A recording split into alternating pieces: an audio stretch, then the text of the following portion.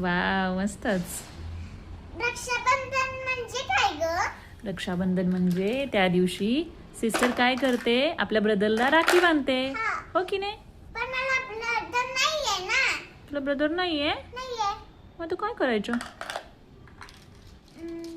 काय करायचं ग? हॉस्पिटल मधून आणूया. हॉस्पिटलमधून आणायचं? हॉस्पिटलमध्ये मिळतो का ब्रदर? कसं काय ग?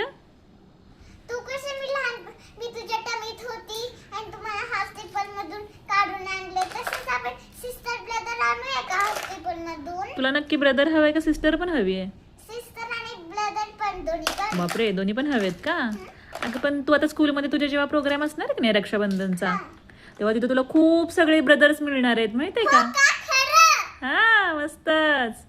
मग छान गंमत गंमत. तुला एक ब्रदर नाही, खूप ब्रदर मिळणार तिकडे. खूप सिस्टर, खूप ब्रदर. हा, जे तुला स्कूलमध्ये फ्रेंड्स आहेत की नाही तुझ्या सगळ्या, त्या तुझ्या सिस्टर आहेत.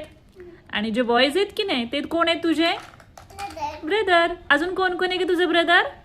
ब्रदर ईशान. ईशान ब्रदर आहे, आपला यश दादा. हा. अजून कोण ग? अजिंक्य दादा. अजिंक्य दादा आहे, अर्णव दादा आहे, अद्वैत पण आहे तुझा ब्रदर.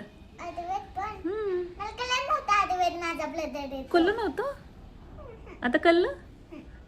आणि सिस्टर्स कोण कोण आहेत तुझ्या? कोण कोण आहे ती सिस्टर? खंडालाची दीदी. हा, खंडळ्याची शार्वी दिदी सिस्टर आहे तुझी. अजून पुण्याची कोण ग? पुण्याची कोण? शानू दीदी. जानू दिदी सिस्टर आहे तुझी. अजून कोण ग? स्प्रुवा. स्पृहा पण सिस्टर आहे तुझी. अरे वा. रेवा तर छोटी सिस्टर आहे ना. हा, रेवा छोटी सिस्टर आहे. तू मोठी दिदी. समायरा दिदी, सुनैरा. ती पण सिस्टर आहे. सगळे आपले छान ओळखीचे फ्रेंड्स असतात ते सिस्टर आणि ब्रदर असतात. मग हॅप्पी झालीस आता?